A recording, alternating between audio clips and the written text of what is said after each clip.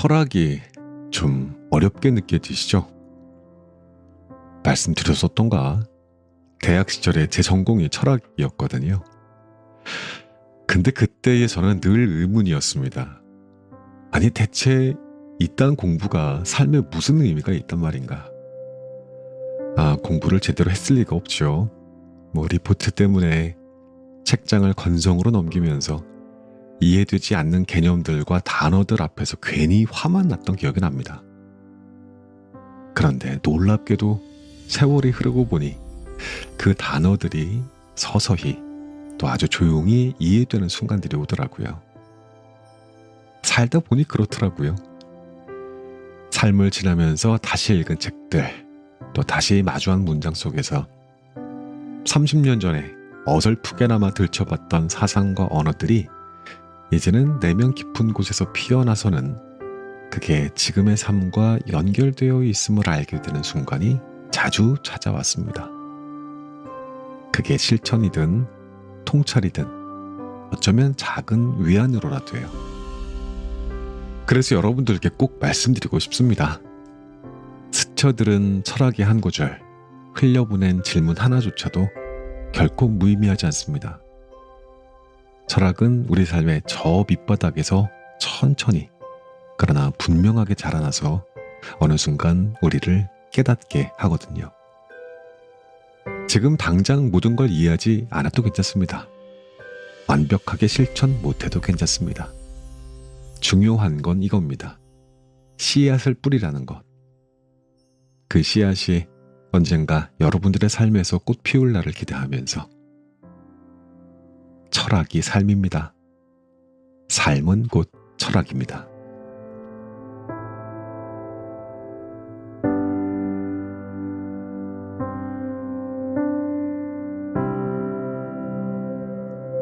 안녕하셨습니까? 여름 아저씨 책 읽는 자작입니다.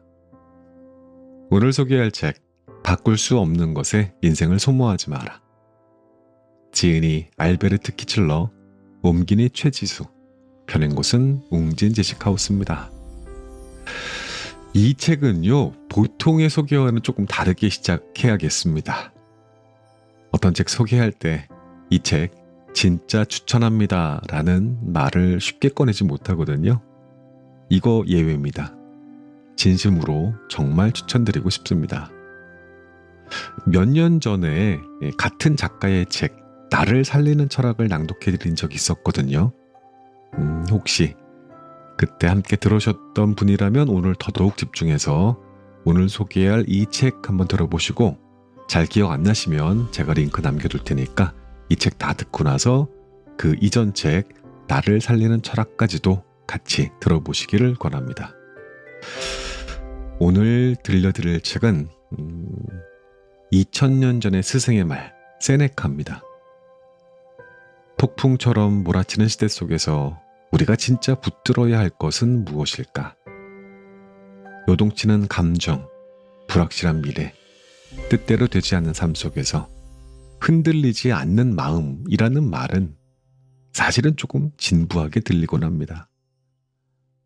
그런데 고대 로마의 철학자 세네카는 그 흔들림 한가운데에서도 실제로 삶과 죽음, 권력과 추방, 극단의 상황을 겪으면서도 내면의 평온을 일생 동안 훈련해 나갔습니다.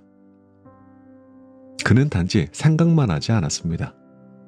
철학이라는 것은 결국 행동하는 것이어야 한다는 그의 믿음처럼 이 책 바꿀 수 없는 것에 인생을 소모하지 마라는 생각이 아닌 실천의 철학, 개념이 아닌 삶의 기술을 담고 있습니다. 책은 4개의 장으로 구성되어 있거든요. 자, 첫 번째 장은 철학이란 무엇인가를 묻습니다. 산다는 것은 신의 선물, 잘 산다는 것은 철학의 선물이라는 말처럼 우리가 어떻게 살아야 하는지에 대한 가장 본질적인 물음을 던집니다. 두 번째 장은 운명과 세상에 대한 태도를 다룹니다. 예측할 수 없는 일 속에서 중심을 지키는 법, 욕망과 두려움에 휘둘리지 않고 자신을 보호하는 이성에 대해서 이야기합니다.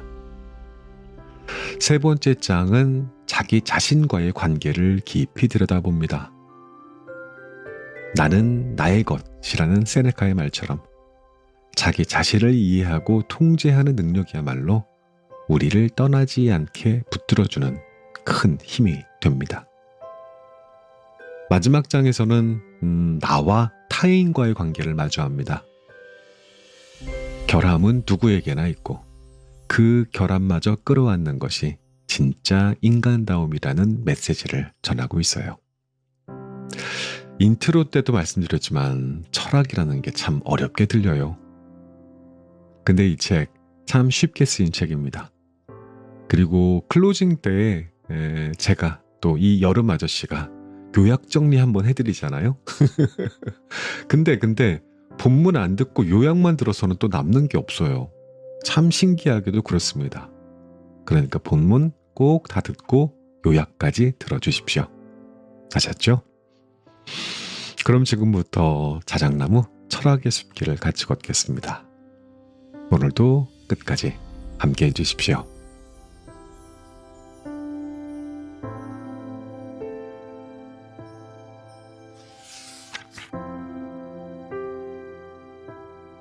왜 지금 우리에게 평온함이 필요한가? 평온함이 그 어느 때보다 필요한 시대입니다. 모든 것이 너무 빠르고 정신없고 복잡하고 시끄럽고 소비적입니다. 우리는 일상의 모든 것에서 스트레스를 받습니다.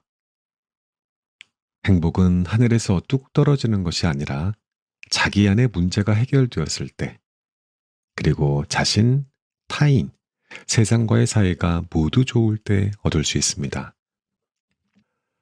자기 안의 문제를 해결하려면, 자기다운 자기가 되려면, 스스로의 삶을 영위하고자 하는 의지를 발휘하려면 먼저 내면을 정돈해야 합니다. 세네카는 삶의 대함에 있어서 실천성을 중요시했던 몇 안 되는 철학자 중에 하나입니다. 그는 대제국 로마의 공인이었습니다. 가장 많이 읽히는 작가였을 뿐 아니라 존경받는 웅변가이자 변호사였습니다. 집정관도 지냈습니다. 마지막에는 네로 황제의 스승이 되었고 이 시기에 동료 브루스와 함께 몇 년간 세계에서 가장 크고 가장 강력한 다민족 국가였던 로마를 통치하기도 했습니다. 세네카는 인생의 쓴맛, 단맛을 다 봤습니다. 그의 인생 말미에는 아무것도 남지 않았거든요.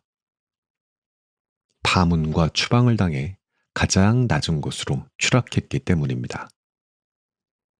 그는 8년간 황량한 코르시카 섬에서 아내, 가족, 벗은 물론 문화생활과도 멀리 떨어져 다른 언어를 구사하는 산악부족과 살아야 했습니다. 당시에는 사형수에게 죽을 것인지 추방될 것인지를 선택하라고 할 정도였으니까 추방은 사형 선고나 마찬가지였습니다. 또한 그는 평생 동안 천식발작과 극심한 호흡 곤란으로 고통받았으며 종종 죽음의 문턱을 넘나들었습니다. 그는 다음과 같은 말로 자신의 철학을 고수했습니다. 인생을 배우는 데에는 평생이 걸린다. 이 말을 할 때 세네카는 이미 60이 넘었으며 가장 많이 읽히는 철학 작가 중 한 명이었음에도 여전히 직접 철학 강의를 들으러 가곤 했습니다. 삶의 세 가지 관계, 운명, 타인, 그리고 나 자신. 삶을 살아가는 과정에서 맞닥뜨리는 도전 과제와 어려움, 문제는 크게 세 가지 범주로 나눌 수 있습니다. 첫 번째는 나의 힘이 미치지 않는 상태에서 갑작스럽게 닥친 외부적인 환경과 나의 관계입니다. 이는 운명 또는 세계라고 부를 수 있습니다. 두 번째는 함께 살아가는 주변 사람들과 나의 관계입니다. 세 번째는 나와 나 자신의 관계입니다. 스토아 학파에 따르면 세 번째가 인생 학교에서 가장 중요합니다. 철학의 본질, 알미 아닌 삶, 답이 아닌 질문. 세네카에 따르면 철학은 말 그대로 지혜를 향한 사랑이며 성공적인 삶으로 가는 길의 이정표입니다. 철학은 잘 사는 법을 알려줍니다. 철학의 목표는 행복한 삶입니다. 지혜는 삶의 고통을 이기게 하며 행복한 정신의 상태로 이끌어줍니다. 현자란 기쁨에 충만해 있고 청명하고 만족스러우며 흔들리지 않는 사람입니다. 그는 신과 같은 삶을 살아갑니다. 철학을 인생의 스승으로 삼을 때 철학이 뭘 해야 하고 뭘 하지 말아야 할지 전부 알려줄 거라고 기대해서는 안 됩니다. 세네카는 그것을 큰 오해라고 했습니다. 철학이 지식, 통찰, 개념에 대한 예리함, 진실과 거짓을 보는 분별력을 길러주는 것은 사실입니다. 하지만 우리가 살아내는 삶은 항상 개별적이고 우리 모두에게는 각자 개성이 있습니다. 인식과 보편적인 지혜의 규칙, 그리고 삶에서 구체적으로 마주하게 되는 개별적인 상황 사이에 필연적으로 벌어질 수밖에 없는 간극을 메워야 합니다. 그 자체로 모두에게 좋은 건 존재하지 않습니다. 누가 누구에게, 언제, 왜, 어떤 상황에서, 어떤 관점에서 보느냐에 따라 달라질 수 있습니다. 철학의 핵심 역량은 우리로 하여금 의식적이든 무의식적이든 생각과 행동에 영향을 미치는 각자 지닌 가치의 우선순위에 계속해서 의문을 제기하도록 만드는 것이라고 할 수 있습니다. 우선순위를 어디에 둘 것인가? 일인가? 가족인가? 돈인가? 여가인가? 쾌락인가? 이와 같은 질문에서 성공적인 삶의 열쇠를 찾는 것입니다. 세네카는 상황과 관계없이 특정 가치에 너무 집착하지 말라고 경고했습니다. 결국 철학의 본질은 답하기가 아니라 질문하기에 있기 때문이지요. 실천하는 삶, 행동하는 깨달음. 알고 있는 것을 실제로 적용하는 문제는 배움의 과정을 성공적으로 마치기 위해서 반드시 풀어야 할 숙제입니다. 세네카는 계속해서 이 문제를 강조했습니다. 그대는 무엇을 하러 그리 많은 것을 새로 배우려 하는가? 이미 배운 것들을 다시는 잃지 않도록 확고히 자기 것으로 만드는 시간은 대체 언제 가질 것인가? 배운 것들을 직접 해보는 시간은 언제 가질 것인가? 지식을 기억하는 것만으로는 충분하지 않습니다. 실행에 옮겨 시험해야 합니다. 우리를 행복하게 하는 것은 단순한 지식이 아닌 행동입니다. 세네카에게 철학의 본질은 말의 깨달음이 아닌 행동의 깨달음에 있습니다. 그는 철학은 실천적이어야 한다고 말했습니다. 이론만으로는 좋은 삶을 만들 수 없기 때문이고요. 세네카는 무엇을 인생 훈련의 목표로 삼는지 여러 번 언급했습니다. 인생의 도전 과제, 어려움, 비극에 대처할 수 있도록, 그리고 한편으로 삶이 주는 아름다움, 풍요로움, 기쁨을 온전히 받아들이고 누릴 수 있도록 인격과 마음의 상태를 개선시켜야 합니다. 우리 내면의 삶은 많은 요소와 힘으로 이루어져 있으면서도 항상 전체 사고방식과 연결되어 있습니다. 우리가 어떻게 생각하는지, 어떻게 상상하고 어떻게 평가하는지가 곧 우리의 삶이자 우리의 행동이며 우리의 정신 상태이기 때문입니다. 우리의 사고가 더 명확해질수록 우리의 영혼은 더 맑아집니다. 영혼이 더 맑아질수록 우리의 삶은 더 태연해지고 더 만족스러워지고 더 충만해집니다. 우리 내면에 자리한 끈덕진 힘, 즉 나쁜 습관들은 삶을 내 것으로 만드는데 진정한 적입니다. 인내와 끈기, 정신을 단련하는 법. 본질적으로 사람이 삶을 배우는데 끝이란 없습니다. 세네카에 따르면 철학은 단순히 사유하고 탐구하고 깨닫는 데 그 목적이 있지 않습니다. 철학적인 깨달음과 통찰은 결국 실질적으로 실천됨으로써 유익한 영향을 발휘해야 합니다. 소크라테스는 어떠한 사람도 자기 이익에 반하여 행동하지 않으나 대부분의 사람은 장기적으로 자기에게 좋은 것이 무엇인지 모른다고 생각하는 사람이었습니다. 따라서 그는 우리가 좋은 삶을 영위하지 못하는 것은 지식의 부족에서 기인한다고 믿었습니다.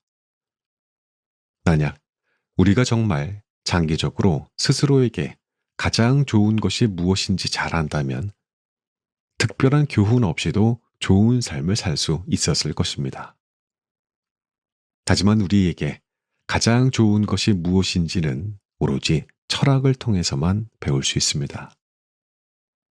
우리에게 필요한 것은 훈련을 지속할 인내와 끈기입니다. 이것이 없으면 원하는 사고 습관과 행동 습관을 자연스러운 내 것으로 만들기가 어렵습니다. 결단력과 일관성은 모든 장애물을 극복합니다. 세네카는 이렇게 묻고 답했습니다. 행복한 삶이란 무엇인가? 걱정이 없고 지속적인 마음의 평온이 있는 삶이다. 연습을 지속하면 시간이 흐르며 습관이 되고 이는 제2의 본성이 되어 성격을 형성하고 외부의 영향으로부터 자유로운 내면 깊숙한 곳에 진정한 자아를 만들어줍니다. 적응의 과정은 규칙적으로 운동하는 과정과 비슷합니다.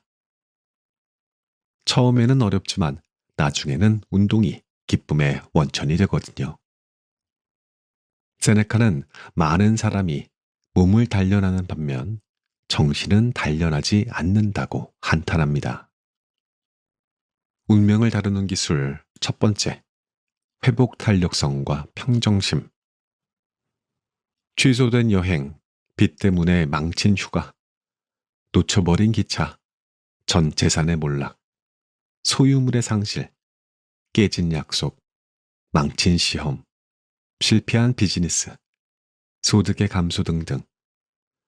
특정한 사람들, 그들과 맺는 관계에서 벌어지는 사건들, 그리고 우리가 운명적인 섭리라고 부를 수 있는 일들은 이것 말고도 넘쳐납니다.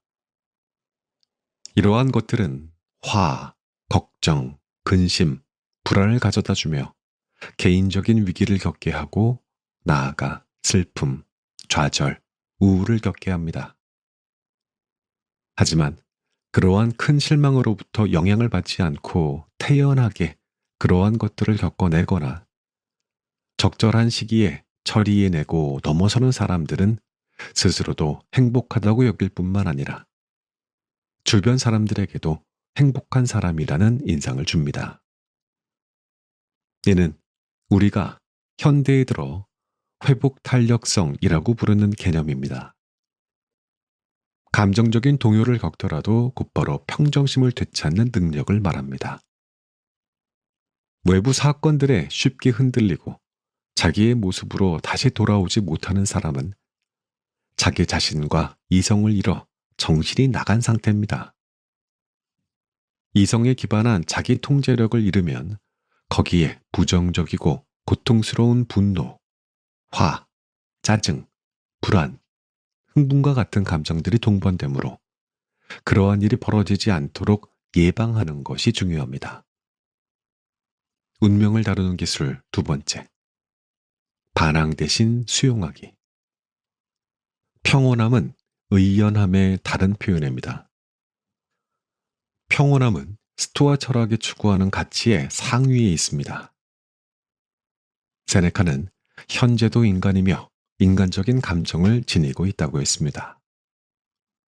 다만 그러한 감정에 휘둘리거나 그 안에 빠져버리지 않는다는 말입니다. 어떠한 인간도 어떠한 결과를 낳는데 기여한 수많은 원인과 조건의 관계를 완전히 알 수 없습니다. 우리가 피할 수 없는 일, 불행, 숙명적인 사건을 자기 자신과 개인적으로 연관시키지 않는다면 이러한 일들을 더 쉽게 받아들이고 견뎌낼 수 있습니다. 세네카는 운명이 사물의 자연스러운 흐름이라고 말합니다. 즉, 어떠한 일이 그 이유는 알 수 없지만 어쨌든 어떤 이유가 있어 일어났다는 것입니다. 이는 모든 것이 끊임없이 변화하는 세상의 질서와도 같습니다. 우리는 그저 이러한 변화에 좋든 나쁘든 노출되어 있고 이 흐름을 바꿀 수 없습니다. 세네카는 피할 수 없는 것들에 반항하는 일을 멈춰야 한다고 말합니다. 세네카에게 그러한 반항은 자연 자체에 대한 반항이거든요. 이 모든 걸 기꺼이 받아들여야 합니다. 세네카는 이렇게 말했습니다. 운명을 원하는 이는 운명의 친구이고 원하지 않는 이는 운명의 하인이다. 물론 모든 일을 이해하기란 어렵고 세네카가 말한 것처럼 모든 일에는 이유가 있다는 걸 기억하더라도 힘든 상황을 이해하지 못할 수 있습니다. 하지만 이해해 보려고 하는 것 자체가 슬픔과 절망에서 벗어나는 첫걸음일 수 있습니다. 그의 결론 중 하나는 우리가 인내하고 포기하는 법도 배워야 한다는 것입니다. 운명이 유일하게 싫어하는 것은 태어남입니다.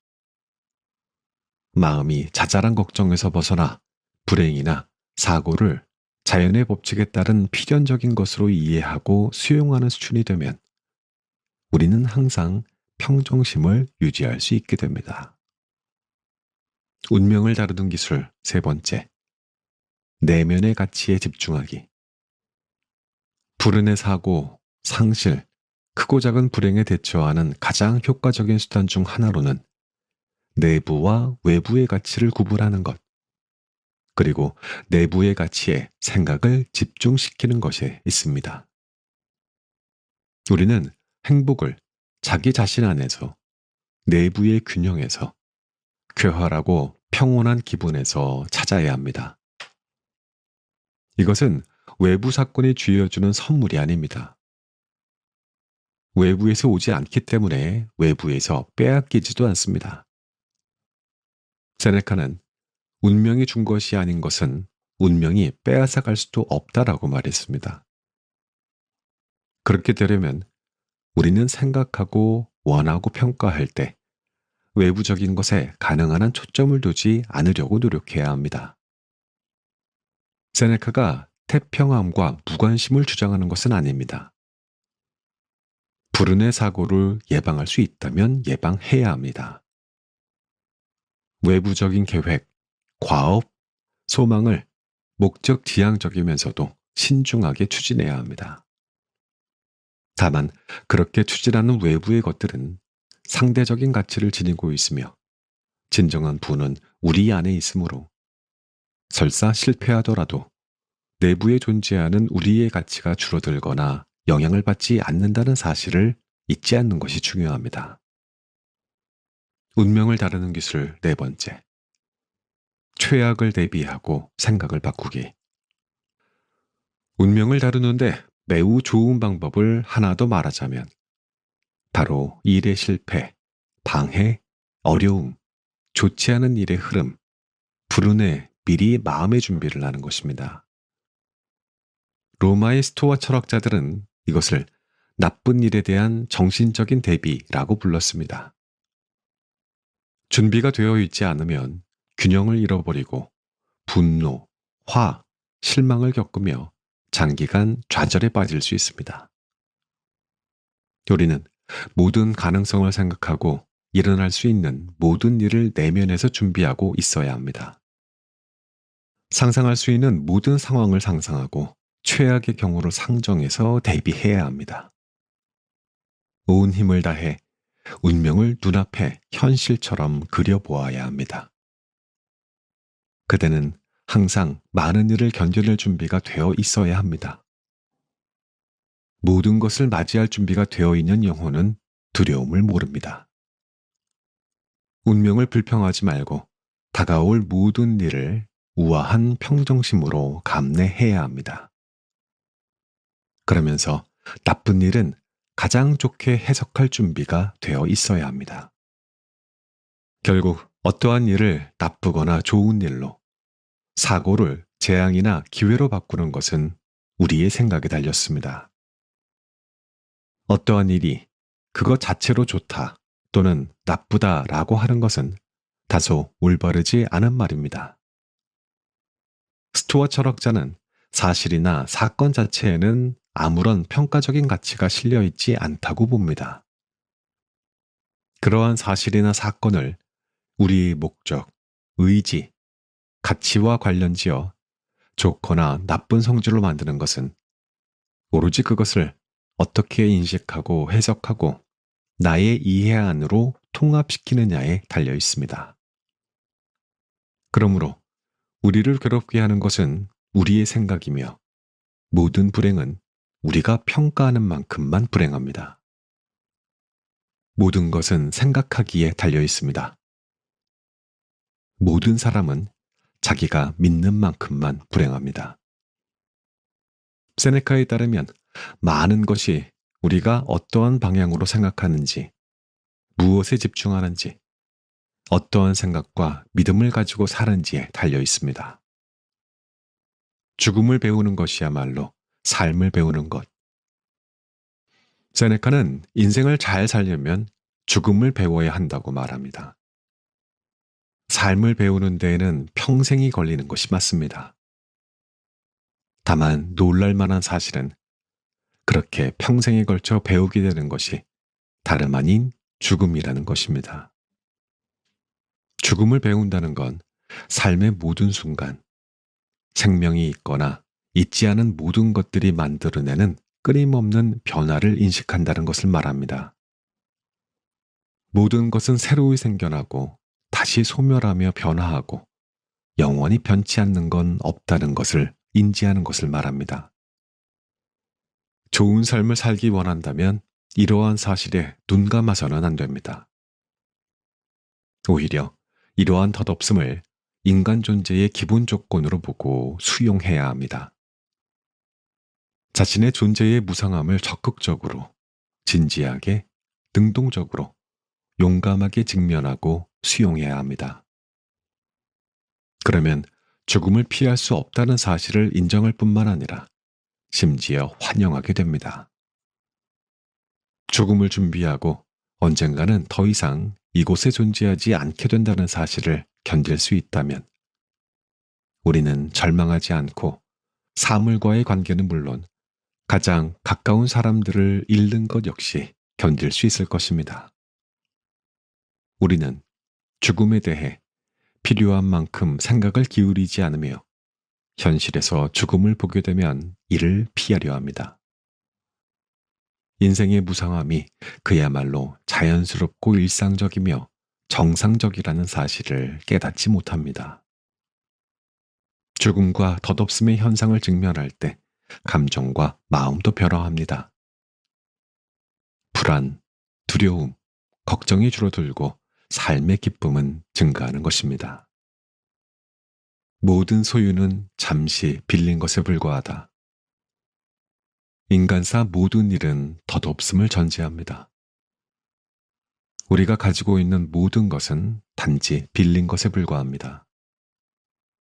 그것이 무엇이든 간에 자녀, 명예로운 지위, 못 사람들이 들어오도록 헛되이 외치는 너른 거실과 안뜰, 유명세, 좋은 가문 출신의 아름다운 아내, 그리고 그 외에 불확실하고 변덕스러운 행복의 다른 모든 선물과 같이 우리에게 외적인 영광을 안겨다주는 모든 것, 이것들은 모두 외부에서 빌려온 영광에 불과합니다.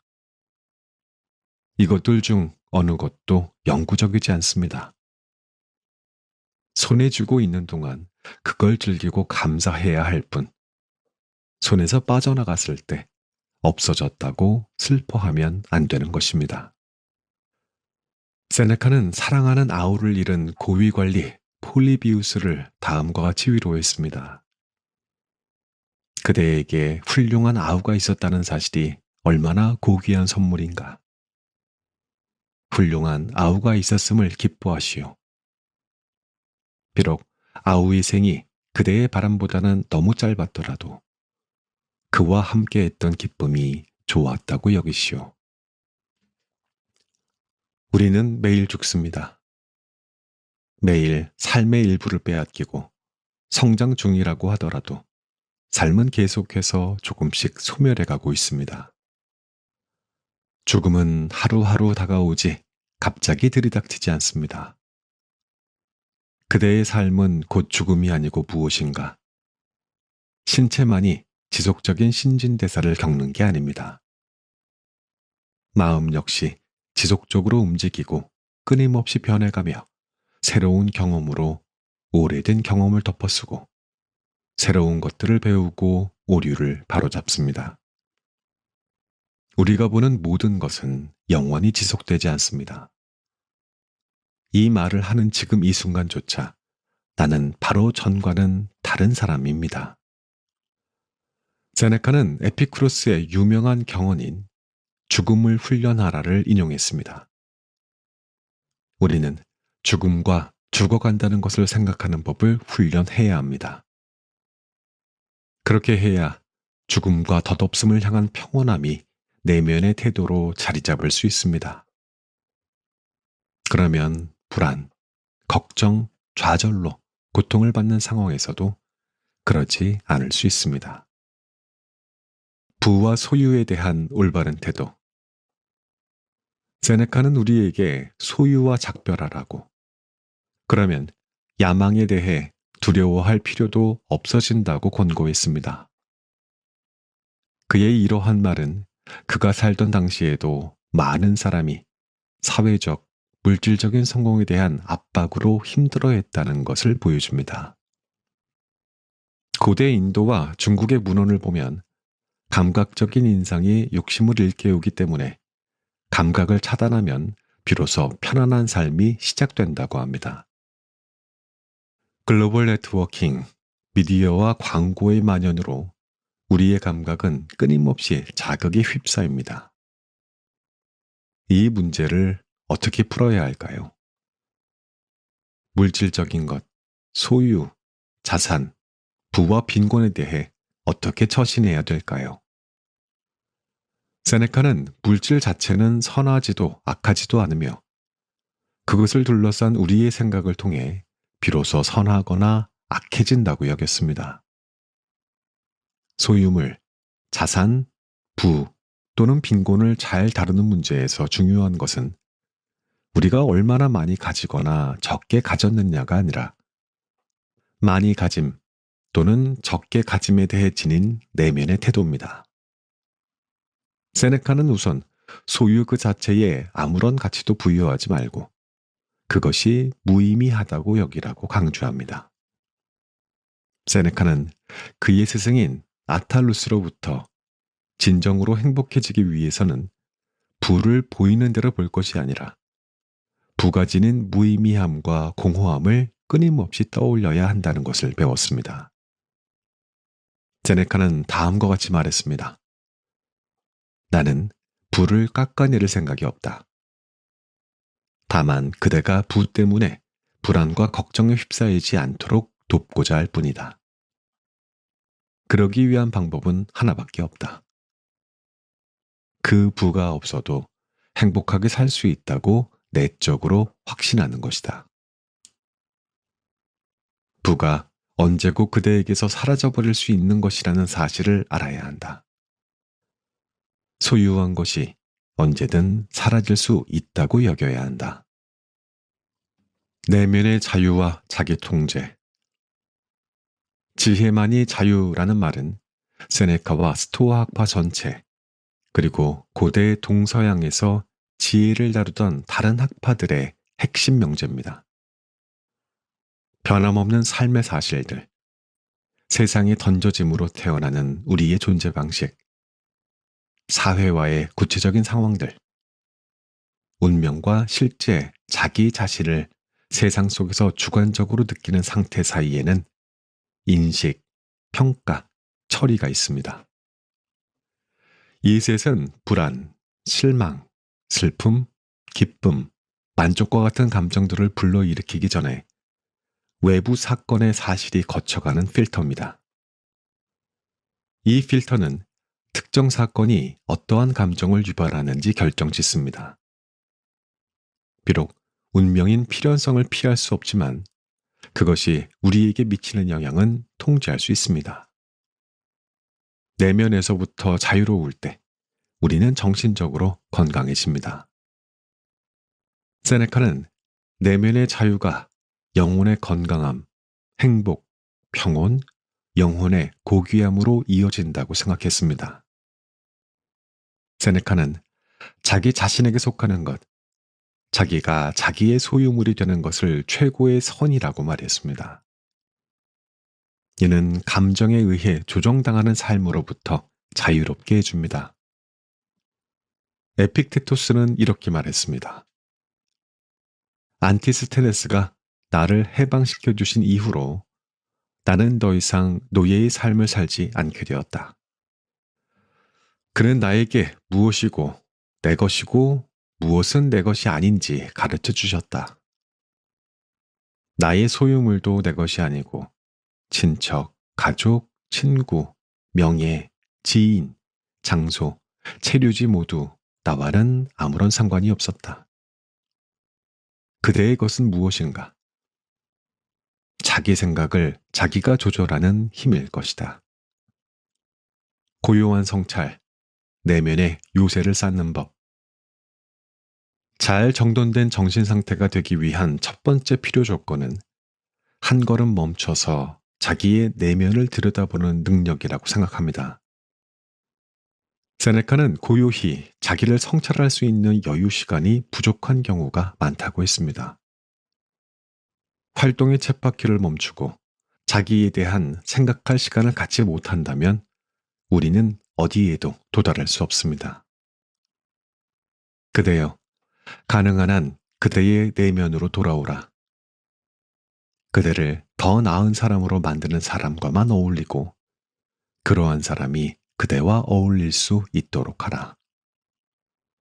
공동체와 주변 사람들은 마음과 영혼의 치유를 돕기는커녕 오히려 자기의 본 모습을 발견하는데 위협이 될 뿐입니다. 반면에 우리가 뭔가를 배울 수 있는 사람들과 함께 있으면 정신의 회복에 도움이 됩니다.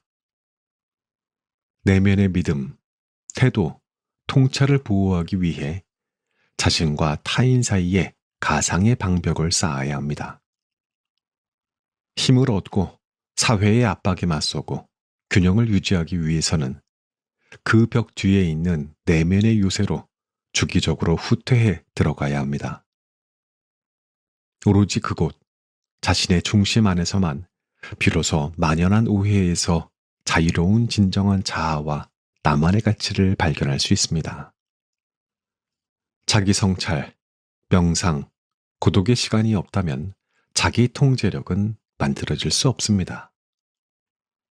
현실로 들어가 지도를 확인하고 현재 위치를 파악한 뒤 앞으로 나아갈 길을 수정하는 조타수가 되는 것과도 같습니다. 항상 갑판에 머물러 있다면 바람과 해류가 만들어내는 소음 속에서 방향 감각을 잃어버릴 것입니다. 인생의 항해는 갑판 아래에서 이루어집니다. 그 안에서 진정한 욕구, 올바른 태도와 가치, 그리고 자아를 찾을 수 있습니다. 흔들리지 않는 마음의 평정, 아타락시아. 로마인들이 마음 또는 영혼의 평온을 말할 때 사용한 단어는 아타락시아입니다. 마음의 평온은 인간이 원하는 궁극적인 목표인 행복을 얻기 위한 조건입니다. 이 행복을 그리스인들은 에우다이모니아라고 불렀습니다. 마음의 평온은 인간이 자기의 욕망과 정념을 극복해내는 승리가 아니면 얻을 수 없습니다. 따라서 마음의 평온을 얻지 못하게 하는 것들을 쳐내야만 하는 것이 에우다이모니아에 도달하기 위한 대가입니다. 그리스 철학은 행복이 외부의 것이나 운명의 변덕스러움에 영향을 받지 않으며 내면에 달려 있다는 관점을 견지했습니다. 세네카는 마음의 평화와 평정심을 행복과 동일시했습니다. 삶의 흐름 속에서 마음의 평온은 변하지 않는 상태로 유지되며 기쁨을 만드는 토대이자 휘둘리지 않는 정신의 기초가 됩니다. 불교에서는 이를 깊은 바다에 비유했습니다. 바다 표면에서는 물결이 일지만 깊은 바닷속은 변하지 않는다고 말입니다. 그리스의 철학자 아낙사고라스는 아들이 전쟁에서 죽었다는 소식을 들었을 때 표정에 미동조차 없었습니다. 주변 사람들이 왜 그렇게 차분하냐라고 묻자 그는 자신의 아들도 한 인간에 불과하다는 사실을 알고 있기에 슬퍼할 이유가 없다고 답했습니다. 세네카는 자기 주도성을 갖춘 사람을 내적으로 독립적인 사람이라고 정의했습니다. 독립적이라는 말은 대체로 외부 영향에서 벗어난 상태를 의미하지만 여기서는 자기 내면의 유혹에 대항할 수 있는 능력을 말합니다. 우리가 책임감 있게 인생을 설계하고 내면의 힘과 외부의 도전 사이의 균형을 잘 관리하면 세네카가 말하는 최고의 선, 즉 몸과 마음의 평온이 찾아올 것입니다. 자신에 대한 노력은 몸, 마음, 영혼을 돌보는 것입니다. 내적인 평화는 삶의 기쁨과 주어진 선물을 잘 즐기고 자신감 있고 두려움 없이 미래를 맞이할 수 있는 상태입니다. 스토아 철학자들과 세네카의 말의 핵심은 현자의 마음의 평정입니다. 이는 이상적인 정신 상태를 간결하게 표현한 말로 마음이 확고하고 평온하고 흔들리지 않으며 자기 안에서 고요하게 머무는 상태를 말합니다. 정신적 불안정의 원인은 일상에서 만나는 크고 작은 외부의 사건, 상황, 충격, 변화입니다. 가장 좋은 정신 상태는 외부의 사건이 전혀 영향을 미칠 수 없는 상태입니다. 세네카와 스토아 철학자들이 강조하는 것은 자기 자신을 지키는 것, 즉 자기 정체성과 자아를 그대로 유지하는 것이며 진정한 자아의 형태로 인생을 살아가는 것입니다. 자기 자신을 잃어버리고 중심에서 벗어나고 감정에 휘둘려 흐트러지는 것을 피해야 합니다. 소크라테스는 마지막 순간까지도 그만의 존경스러운 성격을 보여주었습니다. 그는 결코 기쁘거나 슬픔을 보이지 않았습니다. 그는 운명의 불평등 속에서도 항상 자기 자신을 잃지 않았습니다. 이는 감정의 무관심이나 정서적인 둔함이 아니라 자기 안에서 완전한 평온에 이르고 정돈된 마음가짐과 내적 안정을 유지하는 것을 가리킵니다. 세네카는 좋은 삶의 이상적인 모습으로 외부의 나쁜 상황에도 불구하고 용감하게, 강하게, 차분하게, 주의 깊게, 끈질기게 자기 정체성과 긍정적인 기본 태도를 유지하는 것을 들었습니다. 그러면 어떠한 일이 일어나도 때론 사건들이 폭풍우처럼 불어닥치고 내부의 성이 흔들릴지라도 궁극적으로 삶의 기쁨을 빼앗기지 않게 됩니다. 탁월한 정신을 지닌 사람은 차분하고 고요하며 불의와 모욕을 높은 곳에서 바라봅니다. 우리는 마음의 평온을 감정 없음 또는 무기력하게 사는 것으로 오해해서는 안 됩니다. 이는 감정을 분명히 느끼되 그 감정들이 우리의 근간을 흔들지 않게 한다는 뜻입니다. 마음의 평온은 지루함, 수동성, 무감정을 말하는 게 아닙니다. 우리는 세상과 연결된 상태를 유지합니다. 여전히 우리는 인간으로서의 과업과 의무를 수행해야 합니다. 그러면서도 내면의 성을 방어하고 그 안에서 안전함을 유지해야 합니다. 많은 사람이 바쁘게 살면서도 결국 자신을 잃어버리거나 자기 자신과 진정으로 만난 적이 없다는 사실을 인생의 끝에서 다다라서야 깨닫습니다. 행복의 본질. 모든 운명보다 강한 것은 정신이니 그것이 바로 영혼이다. 영혼은 삶의 방향을 정하며 그것이 바로 행복한 삶이냐, 불행한 삶이냐를 결정짓는다. 세네카가 행복에 관한 한 가장 중요한 말은 행복은 오로지 영혼의 내면에서만 찾을 수 있으며 내면에서만 키울 수 있다는 점입니다. 고대 그리스인들에게 행복은 외적인 재화, 즉 부, 명성, 권력, 가족, 자녀, 좋은 친구, 많은 하인 등을 의미했습니다. 하지만 철학적인 성찰을 통한 개인의 중요성이 강해지면서 행복은 영혼의 지속적인 행복감과 기분 좋은 상태로 인식되기 시작했습니다. 내적인 행복이 지닌 결정적인 장점은 바로 남에게 빼앗길 수 없고 어떠한 불행에도 영향을 받지 않는다는 것입니다. 내적 행복은 우리를 자유롭고 독립적으로 만듭니다. 이성을 통해 우리는 무엇이 지속적으로 유익하며 무엇이 해로운지, 어떠한 가치와 목표를 추구해야 할지, 어떠한 것을 피해야 할지 결정합니다. 건강한 이성 없이는 누구도 행복할 수 없습니다. 아리스토텔레스의 경우 모든 생명체는 자신에게 주어진 고유한 가능성을 실현하고 완성하려고 한다고 말했습니다. 다만 인간이 동물과 다른 점은 이성이라고 했습니다. 따라서 인간은 이성에 따라 살 때 비로소 자기 완성을 이루고 최고의 행복에 도달한다는 것입니다. 세네카는 다음과 같이 말했습니다. 인간을 특징 짓는 것은 무엇인가? 그것은 바로 이성이다. 이성이 제대로 갖추어져 있고 완전히 발달하면 그 안에 인간의 행복이 담긴다. 행복한 삶을 만드는 확실한 기초가 되는 것은 단 하나, 바로 자기 신뢰입니다. 세네카에게 행복은 자기 자신에게 만족하고 외적인 욕구를 축소시키며 겸손과 사치와 허용을 포기함으로써 얻을 수 있는 것입니다. 탐욕과 다양한 종류의 쾌락을 추구하는 것은 영속적인 행복의 적입니다. 모든 욕망을 버려야 합니다. 물론 그러한 것들이 인생에 우연히 주어지는 것들을 즐기는 데에는 아무런 문제가 없지만 그것을 추구하며 살아서는 안 된다는 것입니다.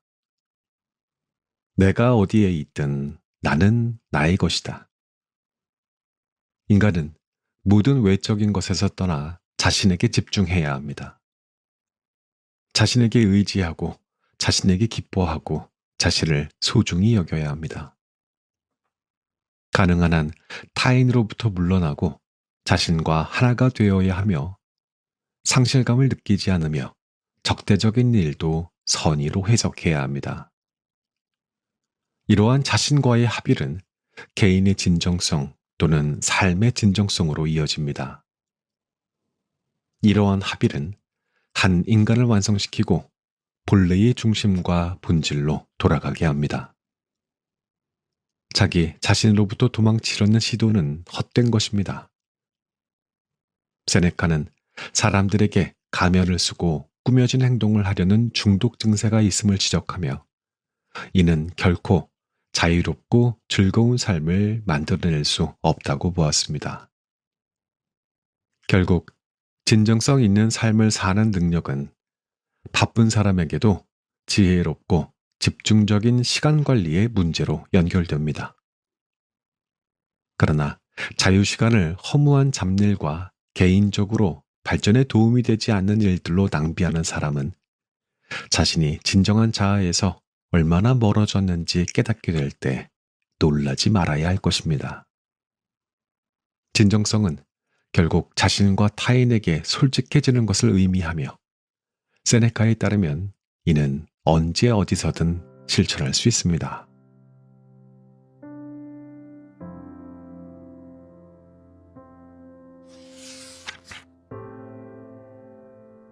이 책의 낭독은 여기까지 하겠습니다. 이 책은 고대 로마의 스토아 철학자 세네카의 지혜를 현대적으로 해석한 실용적인 철학서입니다. 독일의 철학자 알베르트 키칠러가 세네카의 다양한 저작에서 핵심 통찰을 뽑아내서 오늘날 우리의 삶에 적용할 수 있도록 아주 잘 정리했습니다. 자, 핵심 메시지 세 단어로 압축해 보겠습니다. 아주 중요합니다. 첫째, 자기 자신. 외부가 아닌 내면에 집중할 것. 두 번째, 정신. 물질보다 마음의 평온을 추구할 것. 세 번째, 초연. 어떠한 것에도 휘둘리지 않는 삶을 살 것. 이 세 가지의 키워드를 가지고 저자는 아래와 같은 5가지를 다시 말하고 있습니다. 잘 들어보세요. 첫 번째, 운명과 외부 사건에 대한 태도입니다. 우리 인생에는 바꿀 수 있는 것과 바꿀 수 없는 것이 있습니다. 바꿀 수 없는 운명적인 사건들에 에너지를 소모하지 말고 그것을 받아들이되 우리의 반응과 해석은 우리가 통제할 수 있다는 것이 핵심입니다. 두 번째, 소유와 물질에 대한 철학입니다. 진정한 부는 외부의 소유물이 아니라 내면의 자족에 있습니다. 모든 외적인 것들은 언젠가 사라질 빌린 것이므로 집착하지 말고 있을 때 감사히 누리되 없어져도 동요하지 않는 마음을 길러야 합니다. 세 번째, 죽음과 무상함에 대한 성찰입니다. 죽음을 배우는 것이 삶을 배우는 것입니다. 모든 것이 변하고 사라진다는 무상함을 받아들일 때 오히려 현재의 삶이 더 소중해지고 불안과 두려움에서 벗어날 수 있습니다. 네 번째, 마음의 평온을 추구하라는 것입니다. 스토아 철학의 궁극적인 목표가 뭐였었죠? 아타락시아, 즉 마음의 평온입니다. 이것은 감정을 억누르는 것이 아니라 감정에 휘둘리지 않으면서도 인간적인 따뜻함을 잃지 않는 균형 잡힌 상태를 말합니다. 이거 중요하죠? 균형 잡힌 상태. 다섯 번째, 자기 성찰과 실천. 철학은 머리로만 아는 지식이 아니라 실제 삶에서 실천해야 하는 살아있는 지혜입니다. 매일 자신을 성찰하고 조금씩 나아지려고 노력하는 것이 철학적인 삶의 핵심인 것이죠. 자, 오늘의 철학 공부는 여기까지. 엔딩 음악 들으면서 저는 이만 물러가겠습니다. 또 좋은 책 가지고 금방 다시 돌아올게요. 그때까지 건강히 안녕히 계십시오. Hey, I don't know if you're listening to the things I say. I've been thinking about how I let you down. Remember when I told you I thought that everything was gonna be okay? I wish I could go back, 'cause I change every single word and every mistake.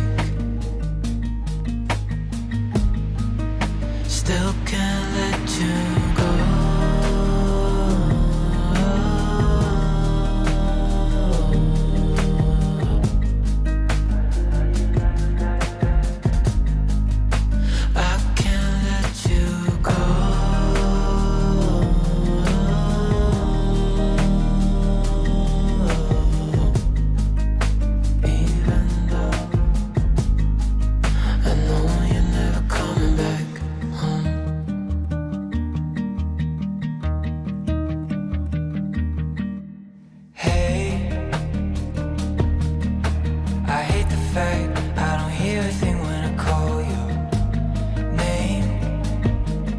All the memories that the silence brings. Remember when we used to pick flowers for decorating back at your place?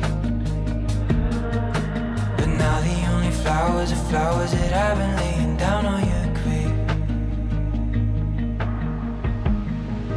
Still can't let you go.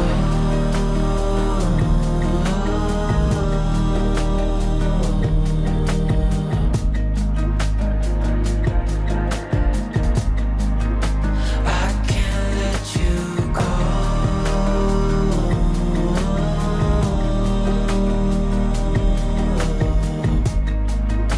Even though I know you're never coming back.